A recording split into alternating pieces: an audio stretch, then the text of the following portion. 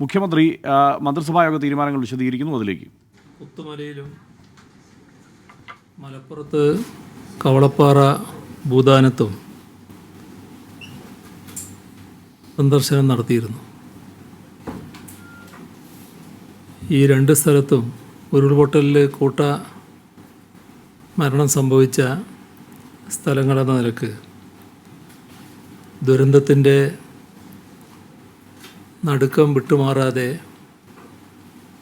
ക്യാമ്പുകളിൽ കഴിയുന്നവരെ കാണുകയുണ്ടായി. രണ്ട് പ്രദേശത്തും ഇനി കണ്ടെത്തേണ്ടവരെ കണ്ടെത്താനുള്ള ശ്രമം തുടരുകയാണ്.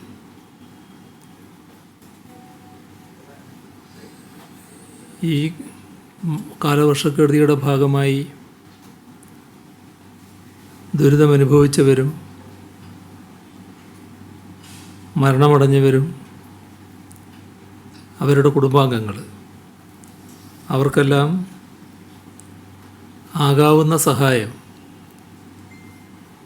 ചെയ്യുന്നതിനാണ് സർക്കാർ ശ്രമിക്കുന്നത്. ഇന്ന് കാലത്ത് 9 മണിവരെ സംസ്ഥാനത്താകെ 95 മരണങ്ങളാണ് റിപ്പോർട്ട് ചെയ്തിട്ടുള്ളത്. 1118 ദുരിതാശ്വാസ ക്യാമ്പുകളാണ് നിലവിലുള്ളത്. ഇവിടെ 1,89,567 പേർ 1,89,567 പേർ ക്യാമ്പിൽ കഴിയുന്നുണ്ട്. കുറേ ക്യാമ്പ് ഇതിനകം പ്രവർത്തനം അവസാനിപ്പിച്ചിട്ടുണ്ട്. ഇന്ന് കാലത്ത് മന്ത്രിസഭ ദുരിതമനുഭവിക്കുന്നവർക്ക് ഏതെല്ലാം തരത്തിലാണ് സഹായം ചെയ്യാൻ കഴിയുക എന്ന കാര്യം ആലോചിക്കുകയുണ്ടായി. കഴിഞ്ഞ വർഷത്തെ ദുരന്തത്തിൻ്റെ ഭാഗമായി നാം കേരളത്തിൻ്റെ പുനർനിർമ്മാണ പ്രവർത്തനങ്ങൾ നടത്തിക്കൊണ്ടിരിക്കുന്ന ഘട്ടത്തിലാണ് വീണ്ടും ദുരന്തം നമ്മെ ബാധിച്ചത്. എല്ലാ ദുരിതബാധിതർക്കും സംസ്ഥാന ദുരന്ത പ്രതികരണ നിധിയിൽ നിന്ന് അടിയന്തര സഹായം ലഭ്യമാക്കുക തന്നെ ചെയ്യും. കഴിഞ്ഞ വർഷത്തെ മഹാപ്രളയത്തിൽ 6,92,966 കുടുംബങ്ങൾക്കാണ് മുഖ്യമന്ത്രിയുടെ ദുരിതാശ്വാസ നിധിയിൽ നിന്ന് 10,000 രൂപയുടെ അടിയന്തര സഹായം നൽകിയിരുന്നത്.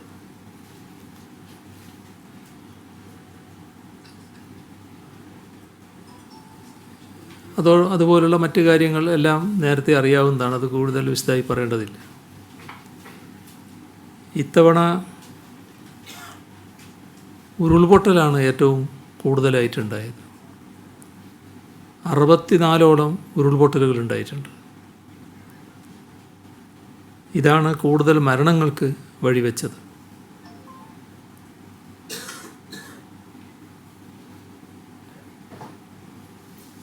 പ്രളയത്തിൻ്റെ തീവ്രതയും ദുരിതത്തിൻ്റെ കാഠിന്യവും കണക്കിലെടുത്ത്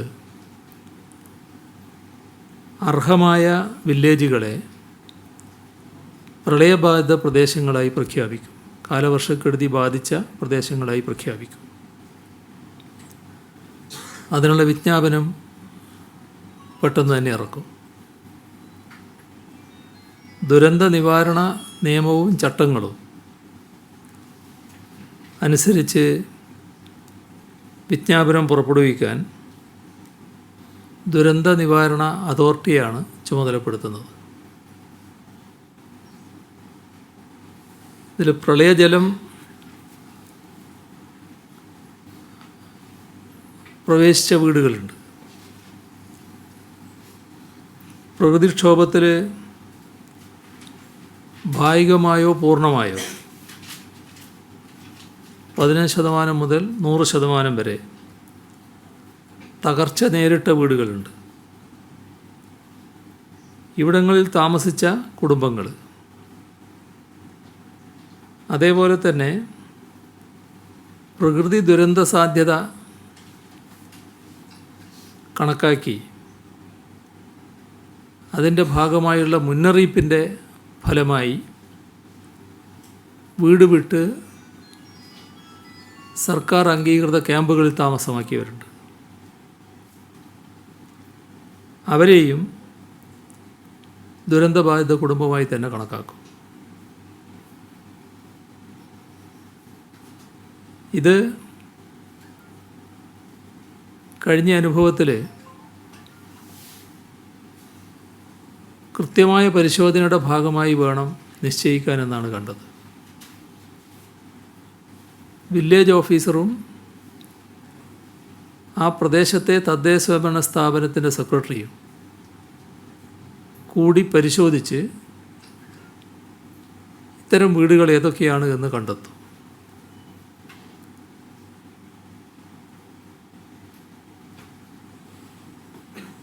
സംസ്ഥാന ദുരന്ത പ്രതികരണ നിധിയിൽ നിന്ന്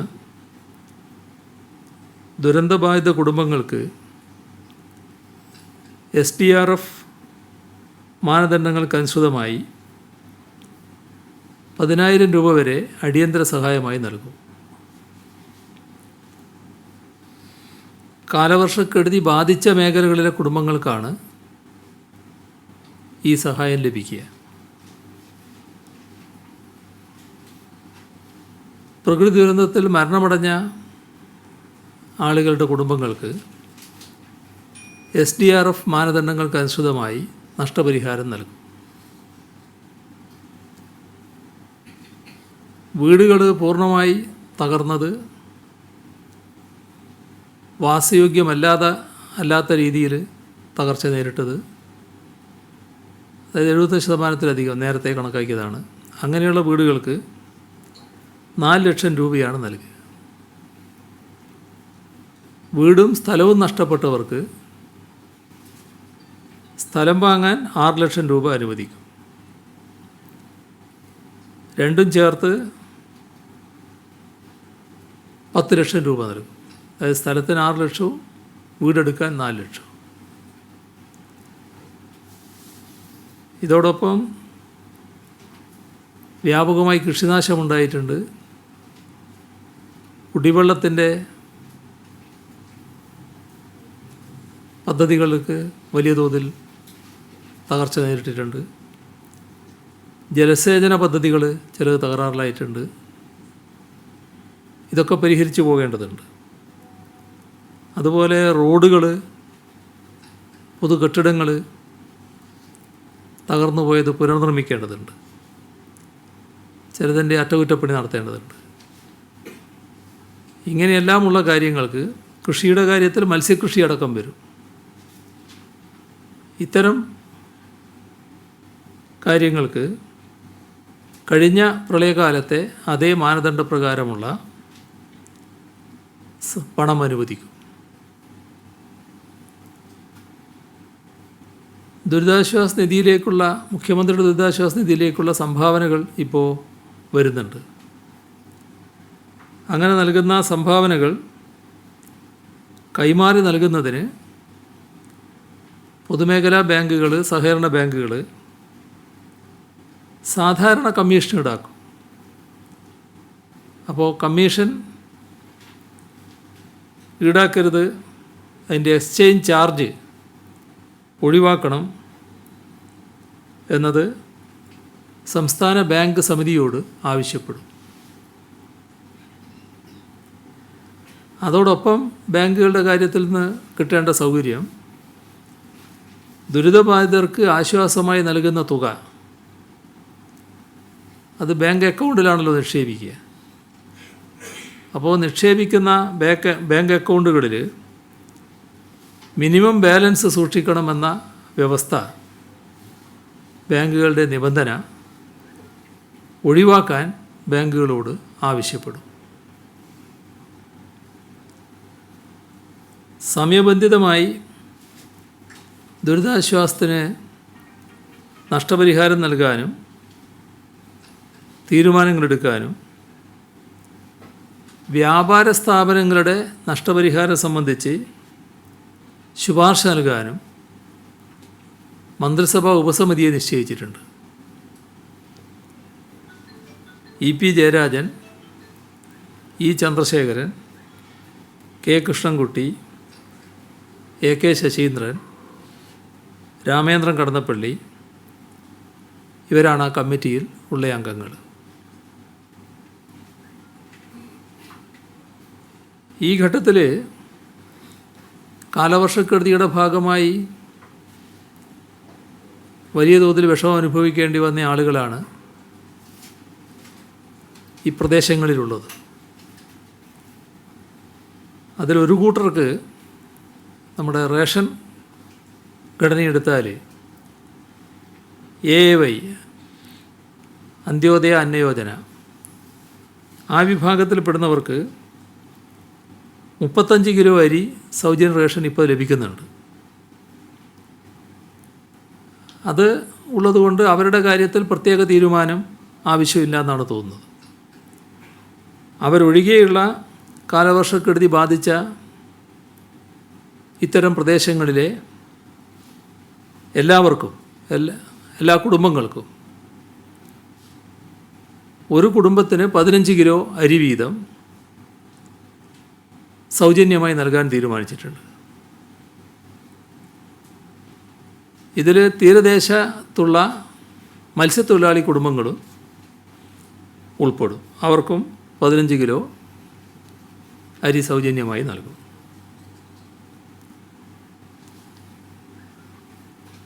ദുരന്തത്തെ തുടർന്നുണ്ടായ നാശനഷ്ടങ്ങൾ കണക്കാക്കി കേന്ദ്ര സർക്കാരിനോട് സഹായം ആവശ്യപ്പെടേണ്ടതായിട്ടുണ്ട്. അതിനുള്ള വിശദമായ മെമ്മോറാണ്ടം നൽകും. ആ മെമ്മോറാണ്ടം തയ്യാറാക്കുന്നതിന് ചീഫ് സെക്രട്ടറി ടോം ജോസ്, ആഭ്യന്തര ജലവിഭവ വകുപ്പ് additional chief secretary doctor Vishwas Mehta, ധനകാര്യ വകുപ്പ് additional chief secretary Manoj Joshi, കൃഷി വകുപ്പ് additional chief secretary DK Singh, revenue വകുപ്പ് principal secretary doctor V Venu ഇവരടങ്ങുന്ന ഒരു ഉദ്യോഗസ്ഥ സമിതിയെ ചുമതലപ്പെടുത്തിയിട്ടുണ്ട്.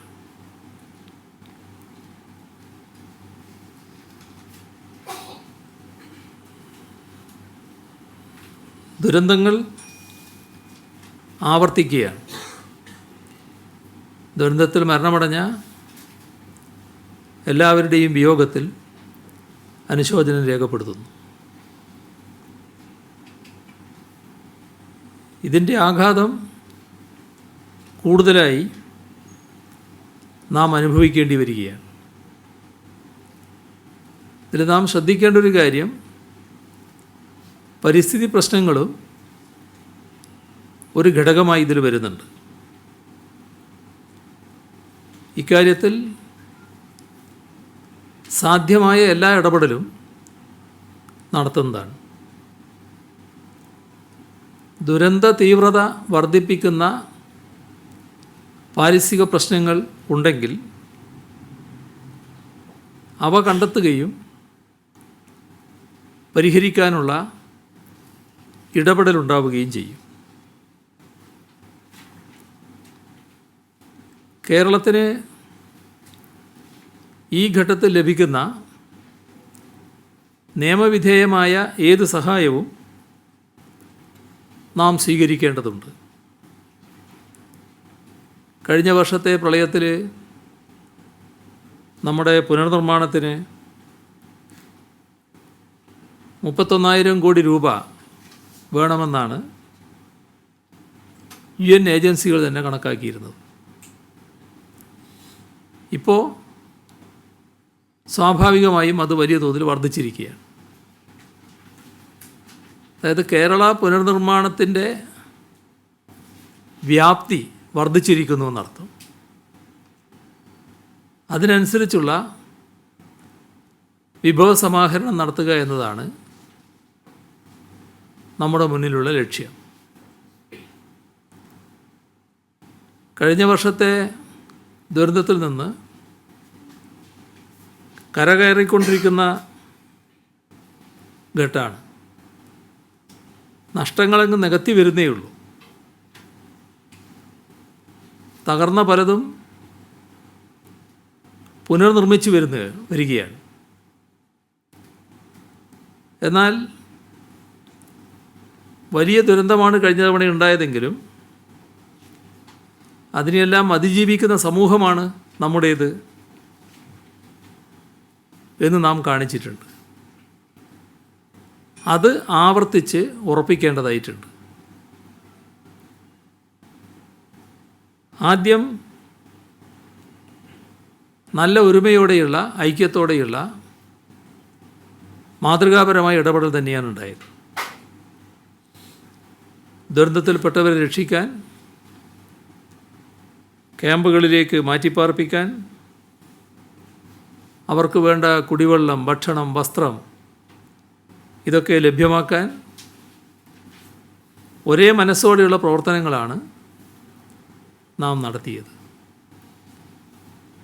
എല്ലാവരും അതിൽ നല്ല രീതിയിൽ സഹകരിച്ചു. പോലീസ്, അഗ്നിരക്ഷാസേന, അത്തരത്തിലുള്ള സംസ്ഥാന സർക്കാരിൻ്റെ വിഭാഗങ്ങൾക്കൊപ്പം കേന്ദ്ര സേനാ വിഭാഗങ്ങളും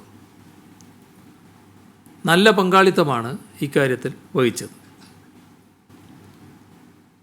നാട്ടുകാരാകെ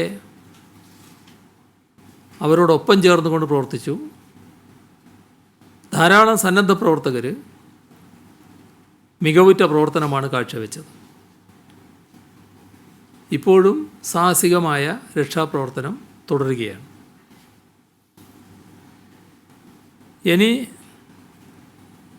ഇപ്പോൾ നമ്മുടെ മുന്നിലുള്ളത് ജീവിതം സാധാരണ നിലയിലേക്ക് പുനഃസ്ഥാപിക്കുക എന്നുള്ളതാണ്. അതൊരു ശ്രമകരമായ ദൗത്യമായിരിക്കും. ഇക്കാര്യത്തിൽ സർക്കാരിനോടൊപ്പം എല്ലാ ജനവിഭാഗങ്ങളും അണിനിരക്കണം എന്നാണ് അഭ്യർത്ഥിക്കാനുള്ളത്. മലയാളികൾക്ക് എപ്പോഴും അഭിമാനിക്കാവുന്ന തരത്തിലുള്ള ഒരുമയും ഐക്യവുമാണ് നേരത്തെ നാം പ്രകടിപ്പിച്ചത്. ഈ ഘട്ടത്തിലും അത് നല്ല രീതിയിൽ ഉണ്ടാകണം. ഈ നടന്ന രക്ഷാപ്രവർത്തനങ്ങളിൽ നല്ല തോതിൽ തന്നെ കേന്ദ്ര സർക്കാരിൻ്റെ ഭാഗത്തുനിന്നുള്ള സഹായവും നമുക്ക് ലഭിച്ചിട്ടുണ്ട്.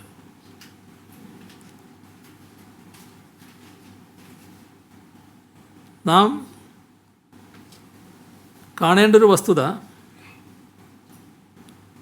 വേദനിക്കുന്നവർക്കൊപ്പം നിൽക്കുന്ന മനസ്സാണ്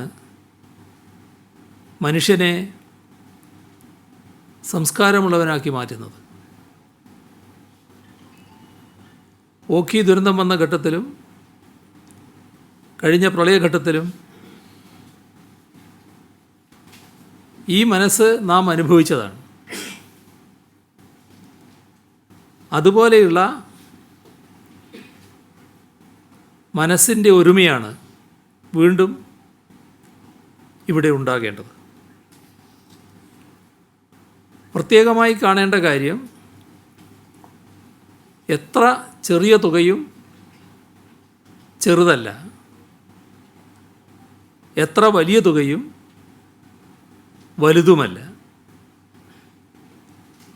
അത്രമേൽ വ്യാപ്തിയുള്ളതാണ് നാം നേരിടുന്ന ദുരന്തം.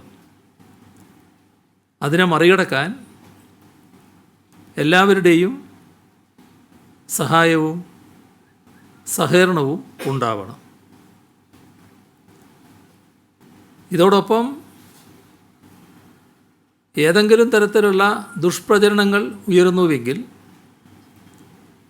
അതിൽ പെട്ടുപോകാതെ നാടിനെ രക്ഷിക്കാൻ അത് നമ്മുടെ ബാധ്യതയാണ് എന്ന് മനസ്സിലാക്കിക്കൊണ്ട് തന്നെയുള്ള പ്രതികരണം എല്ലാവരിൽ നിന്നും പ്രതീക്ഷിക്കുകയാണ്. എല്ലാ വേർതിരിവുകൾക്കും അതീതമായ വിധം മുഖ്യമന്ത്രിയുടെ ദുരിതാശ്വാസ നിധിയിലേക്ക് സംഭാവന ചെയ്യാൻ സമൂഹത്തിൻ്റെ എല്ലാ തുറകളിലുമുള്ളവർ സന്നദ്ധമാകണം എന്നാണ് അഭ്യർത്ഥിക്കാനുള്ളത്.